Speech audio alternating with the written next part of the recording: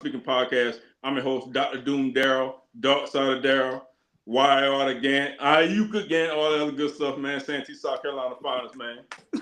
Hey, this your boy Mike, aka Boobie, aka Choke Yourself. Quick note. We might not always be right, we might not always be wrong. But you're always going to get a modest opinion what we're speaking on. On that note, before we get started, tonight is New Year's Eve. So for my speaking podcast, to everybody out there, Happy New Year.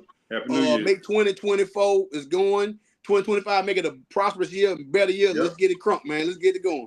Hey, for sure, man. Hey, so we could be talking about Saquon Barkley. See if he could try to break the record that Eric Dickerson. set. So do you think that the Philadelphia Eagles should go ahead and let him break it, or what you think?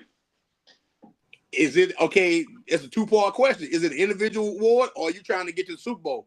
Because what if he just played? What if he played? I'm quite sure he can probably. I'm almost positive he can get 100 yards Sunday against the Giants. But what if he go out there and roll an ankle? He hip flexor, or he go out there and dislocate a shoulder or something. True. You can do anything, and I know they can say that. A lot of people will say he could be that the first 16 weeks of the season. I get that, but my thing is your end goal. Are you trying to get to the Super Bowl, or are you trying to break a record? Which one is more important? But see, you can think about that's what the Eagles got to figure that part out. But you can think about it like this right here too. You can go in there, you can lose the first week of the playoffs. You probably won't get to the Super Bowl. Then what? That's true. And like I say, I get that. But like I say, I get it. But like I say, he's already with an elite group of people. He's the eighth one to get a 2,000-yard record. Yep. You're going back from O.J. Simpson to Eric Dickerson to Barry Sanders to Terrell Davis, Jamal Lewis, Chris Johnson, Adrian Peterson, and now you got Saquon Barkley. So you're already in an elite group. And Derrick Henry. No, Derrick Henry got 2,000 yards. Yeah, he did. He got it in 2020. Chris Johnson, who? Derrick Henry? Yeah, with the Titans. I thought it was only 8 people who got it. No, Derrick Henry got it. He got 2027 in 2020 with the Titans. So you telling me 2 Titans got it? Yep, 2 Titans got it. Yep, Derrick Henry got it in 2020. Okay, I'm sorry. Yep. So my bad, Derrick Henry. So my thing is, but like I say, you looking at it from the standpoint, is it more, like I say, is it a team? And we understand, but like I say, with his, it's kind of different.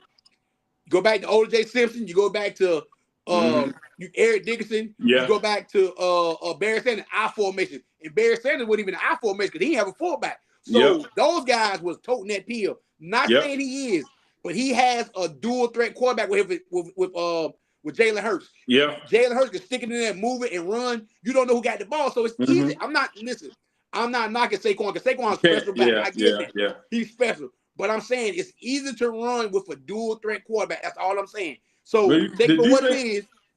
Yeah, I see what you're saying. The defense got to prepare for the quarterback if you want to go outside of tackle to run the ball. Well, still, man.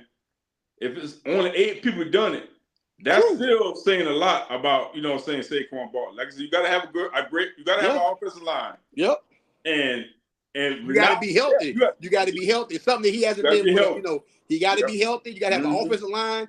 Yep. For him, he's got great vision. Yeah, He's got great balance. Exactly. He has everything that elite running backs need. Exactly. And that's why I don't understand how the NFL is demoralizing the running back position. Yeah. I don't understand how they're saying that it's the value. You don't get these guys their money because look what he's doing.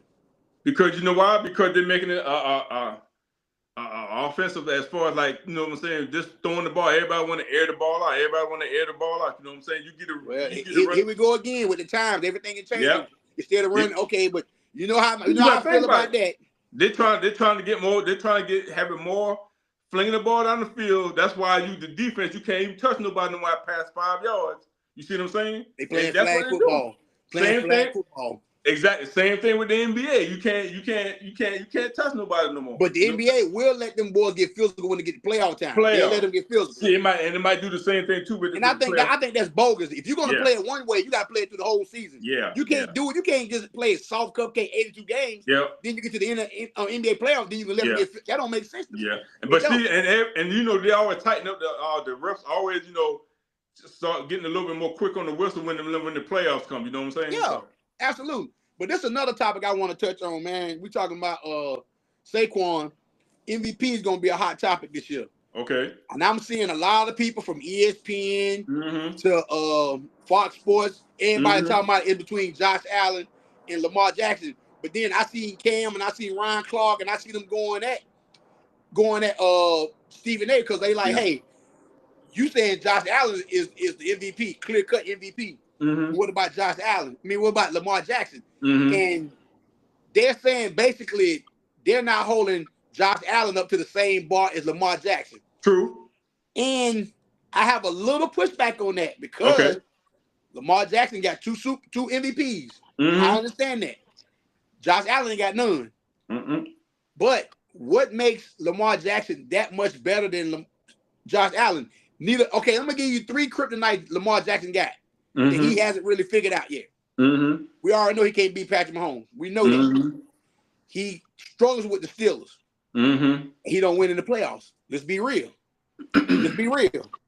Now, Hey, I'm not saying Josh Allen has, but yeah, that's a hump they gotta go. Josh Allen gotta get over that hump too. He does. But I'm saying, so you cannot say, you can't look at Josh Allen over here and say, well, he's a clear-cut better than Lamar. To me, they're on the same playing field. The only difference is Lamar got 2 MVPs, which I understand that. True. But at the same time, they both are fighting the same demons. They got neither one of them really can beat Patrick Mahomes. Now Josh has beat them a little more in the regular season, but when it's all going to come down to playoffs, it don't matter what you do. I think what they're saying is holding Josh Allen accountable is because like when Lamar Jackson first came into the league, what they always talking about? Oh, he a running quarterback. He always running the ball. Josh Allen run the ball just as much.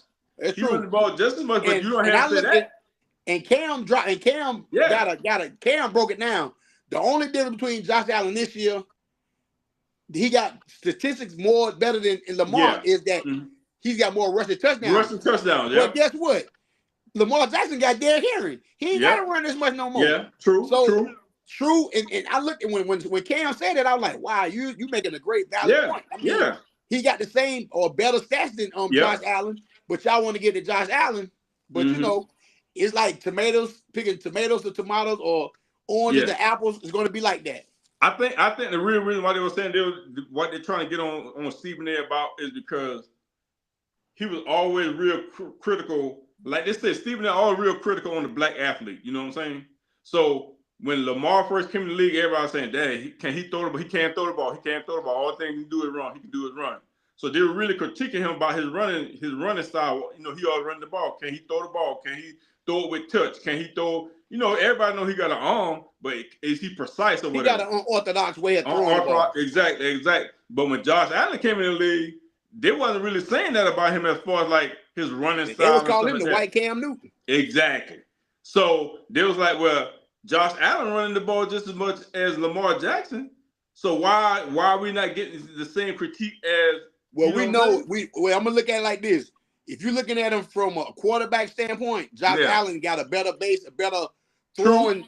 He got a better way. It's smoother than Lamar. I agree with you. Lamar is more like the right-hand version of Michael Vick. Michael Vick had an arm. He had an unorthodox. He had an unorthodox way of throwing, just like Lamar. But that's what makes them guys so unique. It's so that because I guess the reason they get critiqued like that because you never seen it before. You never seen it before. Yeah. You never seen the John Elway, the Dan Marino with the arms and sit back and throw cannon. You seen the Michael Vick, Brandon Cunningham, RJ3, Cam Newton. Yeah. Okay. I got a question to that. How many? And this is not to be no. It's not about skin color or anything like that. How many dual threat white quarterbacks have there been in the league? That's a good question. Well, you had Frank Tarkin. Frank Tarkin back in the day. From Minnesota. Frank Tarkin was the one, the first one that could do it. He was the first one, Minnesota. But if you want to say dual, are you saying good or are you saying just in the league period? Good dual threat. Yeah, they got to be good. Yeah. It ain't Frank Tarkin. You talking about Johnny Manziel, but and no, you talking about Tim Tebow. And so Frank Tarkin and Josh Allen. Doug Flutie. Doug Flutie now.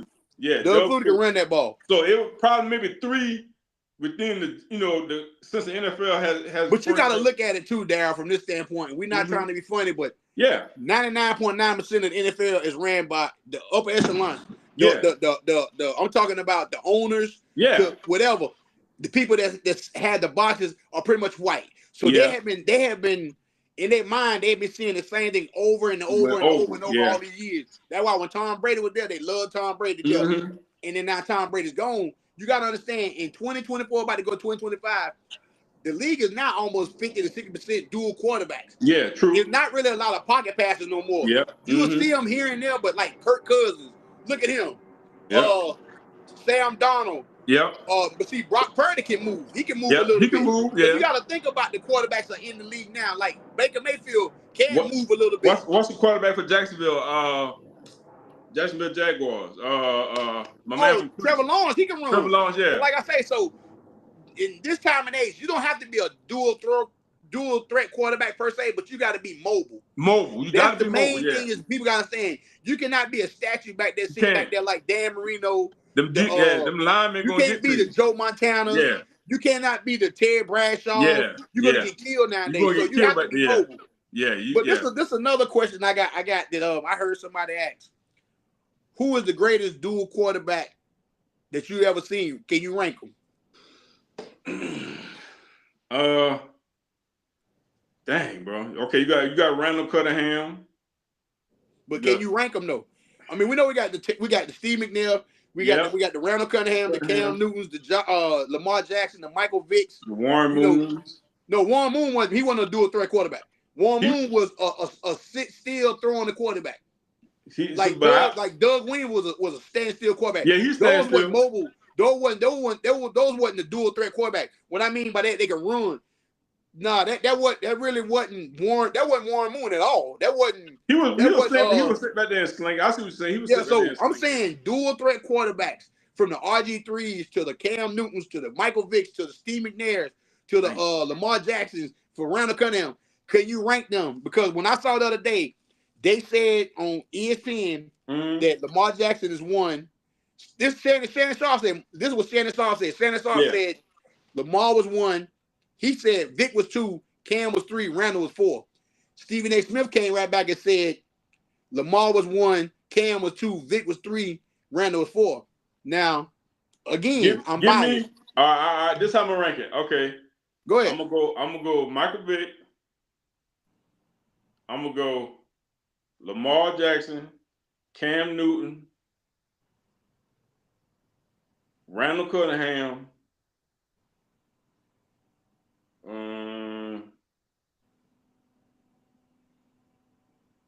Steve McNair. Yeah, those 5 right there. You see, it's like me. Everybody say Lamar Jackson. Mm-hmm. I beg to differ because I can make a strong argument. Has Lamar Jackson been to a Super Bowl yet? Are we talking about? No. I'm just asking. I'm gonna give you my reason why I'm gonna pick my order. Yeah. Okay. Has Lamar Jackson been to a Super Bowl? No. Vic been to a Super Bowl? No. Randall Cunningham? No, I don't think so. Okay, none of the guys that you could say. Cam Newton took a team that had no stars on it. True. 15-1. He carried them on his back. People can't even name the receivers on his team. Name the 4 receivers that was on the team when they went to the Super Bowl. Name the 4 receivers. Muhsin Muhammad. You had Muhsin Muhammad. No. When Cam Newton went to the Super Bowl against Peyton Manning, not Jake Delhomme, who was his 4 receivers when he went to the Super Bowl. Okay. Yeah, he really didn't have nobody. But can you name them? I don't know. Ted Ginn, Philly Brown, Jericho Cotchery, and Devin Funchess. Kevin Benjamin tore his knee in preseason. Yeah, preseason, yeah. So those were his top 4 receivers. Again, I'm going to say it again. Ted Ginn, Jericho Cotchery, Philly Brown, Devin Funchess was a rookie. Mm-hmm. Greg Olsen was a tight end. That was great tight end. Yeah. But look at his outside. He didn't have no dogs out there. I mean, they were serviceable. But you got to think about it too. A lot of those other quarterbacks didn't really have nobody really throw to neither. But Cam, listen to what I'm saying. He went 15-1 with no receivers. Yeah. So to me personally, if we asking this question, and you going by criteria, Lamar Jackson has won 2 MVPs. Cam Newton won 1 MVP and went to the Super Bowl the same season. That's the difference between me. Lamar Jackson won 2 MVPs and got knocked out both years. Yeah. Cam took his team to the Super Bowl. Mm-hmm. He didn't win it, but he took him there. So if I'm ranking the quarterback, I'm ranking Cam 1, Lamar 2, Mike 3, Randall Cunningham 4, Steve McNair 5. Okay. All right. But like I say, when it comes to Cam, and like I say, I am biased because I am a Panther fan. Okay. I seen what that cat had on his team, and he got the same scrutiny that all the rest of them get. Yeah. He can't do this. He throw high. He this, that, and the other. Mm-hmm. But he took his team to a Super Bowl. He didn't win it, but he took them there. True. So I mean, that right there is like, that's understandable. You pick it. There's a packet order, but don't get me twisted. Lamar Jackson's great. And the thing about Steve McNair, his life got cut short. We all know that. Yeah. He really didn't have the rest of his career to see where he was going to go. Yeah. With him and Eddie George, we don't know how far they would have went. Yeah. RJ3 got cut short. His career messed up when he tore his leg up in Washington. Yeah. Washington ran him like crazy. Ran him in the ground, yeah. And that's what I'm worried about with Jaden. See, he's a dual threat quarterback, but he doesn't run as much. Yeah, he don't run as much. Yeah, he don't run as much. But he can run. Yeah, didn't know he could throw that. They ain't gonna put him, because you know what? I bet you probably the owner probably say, hey, we ain't gonna do this. We ain't gonna do him like we did. He can throw that ball all the way around. He can throw the ball all the way around. He can throw that ball all the way around. So, and they got a pretty good defense. So yeah. So far, what are you going to be looking forward to in the playoffs? What you looking forward to in the playoffs? I want to see what them Detroit Lions going to do, man. I know they're hurting bad on defense, but they can score with the best. But if we talk, like I told you, I'm a realist. I'm a realist though. When Aiden Hutchinson got hurt, that hurt them. Yeah, completely. And I'm gonna just be honest. If Detroit team from week 3, 4, 5 was playing now with all the injuries not being, I said they win the Super Bowl easily. I would say that, but it's going to catch up to them because the only thing about that, you got to realize Montgomery's still hurt. But they say he might come back if they make it. Yeah, I understand that too. They got to make a deep run for him to come back. They got to make a deep run. The reason I put a star by them is because they coach, man. Like, and just like how you say. Oh, listen. I think I heard Troy Aikman talk about it last night. Troy Aikman say he's just like Jimmy Johnson, but they're different because they get the best out of their players. Exactly. That's what we've been talking about. He will get the. I don't care if you just come off the street, changing oil. You've been changing tires, changing oil. But you play for him. You know, you run through that wall for him. Yeah. But the way their philosophy is different between him and Jim. But that's what Troy Aikman said. Troy Aikman said they're different philosophy, but the same mentality. They're gonna get the best out of every player. They're gonna get the best out of the players. And see, I love that. What I like to see when they had lost that game, who they played? Was that Buffalo when they were scoring all points? Buffalo scored a lot of points on them. And then I said, okay, let me see how they come back the next week if they were gonna lose another game. They did. But two of the games was against Chicago. True. But yes. No, I'm just saying. I'm gonna keep a spade a spade. Then you played Buffalo. Buffalo put up 40-some points on you. True. But guess what? You know as well as I know, sometimes teams play down to the competition. You know what I'm saying? When you go to that, I knew they probably could be like, oh man, that's Chicago. You know what I'm saying? They didn't do that. Hey, they monkey stomped Chicago. You know what I'm saying? And you got to understand too. The reason I say I'm scared of Detroit not making it all the way. Yeah. Their division rough. Yeah. So they got to play Minnesota. They got to play Minnesota for the #1 seed. That's Sunday, I think. Yeah, Sunday. So, but you got to understand. You got to understand. Minnesota, Green Bay, Detroit, all three going to the playoffs. Yeah. I can easily see a scenario where one of them knock off Detroit. I can see. Yeah, true. So that's why I'm not. I think this is going to be the year that they had everything lined up for them to win it. And I'm not saying they still can't. I'm not saying it. But if I had to be a betting man right now, it'd be 50-50. I would say the field in the NFC to Detroit, it'd be 50-50 me. It'd be a coin toss. Because you got Green Bay can get hot. Minnesota been looking good. We know what Philly looking like. Washington gonna be in the playoffs. The reason why I'm gonna ride with Detroit all the way is because they got one thing that the rest of them teams they got. They got a coach that can coach them boys up, and they're gonna run through the dang. They're gonna hey man, they're gonna jump across barbed wire fence with that cat, man. But Darryl, when you start bringing guys from the practice squad and off the street at the end of the year, I get what you're saying. But what's gonna happen to me? I feel like if they get home field advantage, so that means Sunday's gonna be crucial. Yeah. If they lose this game to Detroit, Minnesota, they have to go to Minnesota. Yeah. I think so that's why they got to win this game so they can get home field advantage. I think this game, if I'm not mistaken, I think this game is in Minnesota. But guess what? Guess what? Dan Campbell said it last night. The best thing that he proud about this team is they're undefeated on the road. Hey man, hey, they're coming in there. You preaching to the choir. Listen, I ain't never played a down in football, but guess what? I go put a pair of pads on for that dude right now. Hey, he make you motivated like that. Hey man, they coming in your house. Hey man, hey, tell your wife to cook me some fried chicken, some collard green cornbread. Hey, I'm gonna sit on your couch. Hey, I want a big piece of chicken. You know what I'm saying? Your dad. Listen, I'm not mad at. I'm not mad at it at all. I'm not mad at it. It's just that I wish you wish all the teams would go into playoffs healthy. You wish so everybody won't have no excuses, because as soon as somebody get knocked off, well, Aiden Hutchinson wasn't there. Detroit, that's what's gonna be the thing. Just like San Fran. They can't say that. They can't say that because they were doing good without Aiden. You know what I'm saying? For the year. So, but you gotta realize if that dude, if he was healthy all year, he would defensive player easily. Yes. He already had like 7.5, 8 sacks before he got hurt with his broken leg. So, and I just want to give a shout out to I know the season over with, and I ain't want to talk about the Panthers, but moving forward to next year, because you got to look forward to next year. Yeah, Bryce Young has made humongous strides. Mm-hmm. He made catastrophic strides going into next year. Yeah, I think now all the noise in Charlotte is knowing now he's our quarterback going forward. Yeah. Now you got to build around him. Yeah. Not so much on the offense still need pieces on it, but that defense. Is horrible. Yeah. When I say horrible, I watched that game Sunday, and Buccaneers scored first, quick, bam. Mm-hmm. Panthers scored quick, bam. I said, okay, Buccaneers scored again, bam. Mm-hmm. Buccaneers scored again. Mm-hmm. Buccaneers scored again. But then right before halftime, the Panthers scored 27-14. Mm-hmm. The service about halftime. I said, okay, you get the ball in the second half. I said, well, that was we get the ball back, we can make a run.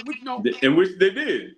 Yeah. No, they didn't. Because that second half, that defense gave up so many. Listen, when I say they can't stop a nosebleed, when I say if a 120-year-old man no bleeding, it was still bleeding. They can't stop nobody. I think Dan Moore gonna address all that all season. Like I said, the picks that he gonna get, in this upcoming draft, I think he's gonna get some dogs. You know what I'm saying? Some real. But let me ask you this though: do you think the defense coordinator coming back? Do he deserve to come back, or he ain't coming back? They're probably gonna get somebody. They're probably gonna get another defensive mind in. The fresh and thing. And I've been hearing rumors.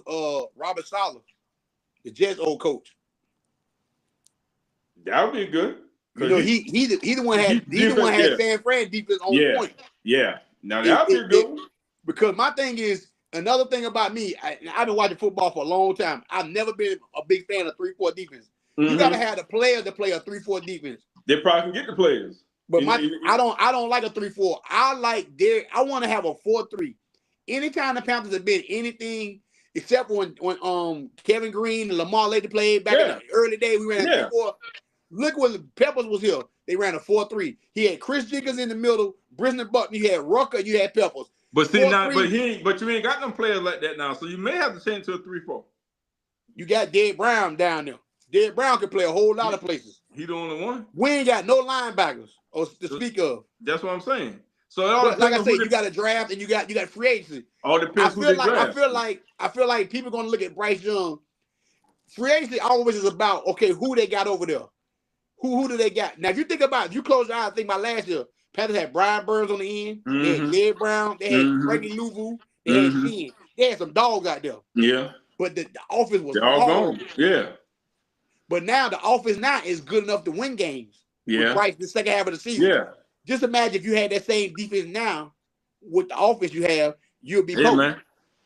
If it was I'll give you a sense of I ain't going to say you should have said it because it was right. It was right. It would have been right. But like I say, man, anything you want to say, man, before we leave 2024 for the podcast or to the viewers or whoever? Hey, man, I want to thank all the viewers, all our new subscribers, all our old subscribers, all the people that have been rocking with us, you know what I'm saying? Like I said, this has been a real good year as far as learning for us. Just far as, like I said, me and my homeboy right here, Mike, man, we've been grinding, doing what we need to do, I'm saying. We appreciate each and everybody that commented, who we ever met at different events that we went to. We went to a couple of events this year. We could be going to a whole bunch more events next year. They're just giving us great advice, giving us inspiration, telling us to keep pushing and keep doing what we're doing. Like I told my homeboy before, man, it's a marathon. It ain't no sprint. So We love what we do. We love talking. We love joking. Like I said, we love watching football. We love watching sports. We love watching movies, music, all that stuff, man. So you're gonna get all that from us, man. You know, music, sports, entertainment. You know, stuff that people like listening to and watching, just like we do. We just everyday folks, man. I couldn't have said no better. We're everyday folks. We just everyday folks, man. You know. I ran into Shula King at the grocery store and listened to him. He's a big time comedian now, and he was like, "Bro, just stay grounded and just keep pounding." And when I talked to him, he was telling me right then, he said, "Man, I'm not no superstar. I'm just a regular dude." And like I say, you know, it's like you said, and you said it best. If we keep meeting people around Charlotte area, out of Charlotte, to do the business stuff, we're learning every day, even what we're doing now, even what we're doing, shoot from different locations now. We're figuring out things every day because, like I say, it's something it's not like when we first started this, we knew exactly what we were doing because we had no clue. My partner came up with a great idea of the logo. We came up with the slogan right here in my house. Everything has been growing and progressing. So, like I say, from the time we started, May of 2023. May of 2023. Oh, that's right. May, because we're going 25. May 2023. When we started our first episode, we have got better. We know. We had all the wires in front of us and stuff. We had everything. Our hats were down. People were watching. They're like, "Man, y'all look like y'all." But like I say, now we done got out of our skin. We're starting to get more comfortable. We really get comfortable now. And the thing about our podcast, like I keep trying to tell everybody, it's not one dimensional. That's what I didn't want this podcast to be. We're not strictly about sports. Even though anybody know me, I'm strictly sports. But I do know music. But that cat right there in front of me, he knows. I know a lot of. We can go back and forth when it comes to R&B. When it comes to rap, my partner know way more rap. We love music. We love entertainment. So we're going to keep eating the same thing, and we're going to talk about some. Next thing we're going to talk about different topics. Somebody brought it to my attention. They want to talk about CTE, mental health. Like I say, we can be able to bring some of that stuff. But like I say, because you got to think about it. Both of our wives are in the mental health field. So my wife is a mental health therapist. My wife works in the mental health field. So they can give us some insight. We may have to bring them on one day. You know, they can kind of like give us some because insight, the only reason I really don't talk about that kind of stuff, to be completely honest, is that it's not in our bag. It's not something I talk about every day. You know, just like we don't talk about relationship situations. We're not talking about no politics, none of that stuff. We want you to go home and understand that when you watch this podcast, we're gonna have fun, make you laugh. We're gonna have our little shorts. We're gonna be singing with the costume. We want this to be an entertainment kind of thing. And like I say, as long as we bring it and it's genuine, what else can you say? We're doing our best. We're doing our job. We're doing what we're supposed to do, what we set out to do. You know what I'm saying? Make it laugh, make it. You know, sometimes people walk up to us and say, "Hey, man, y'all cats is funny, man. I love watching what y'all do." So if we can that's why it's called Monster Speaker Podcast. We're different. Exactly. So if we can get one person smile, brighten up one person's day, hey, man, we did our job, man. That's it. So like I say, man, 2024 about to go out in about 4 or 5 hours from now. Matter of fact, 4 hours. I'm looking at 8:12. We're gonna be about 4 hours from now. We wanted to come to you. We wanted to holler at y'all one last time in 2024. Holler at your boys next year, man. Peace out. Check out the deuces, man. Peace and blessings to everybody, man. God rest soul, Miss Reed, man. Love you, Miss Reed. Talk to you. God bless. Peace out.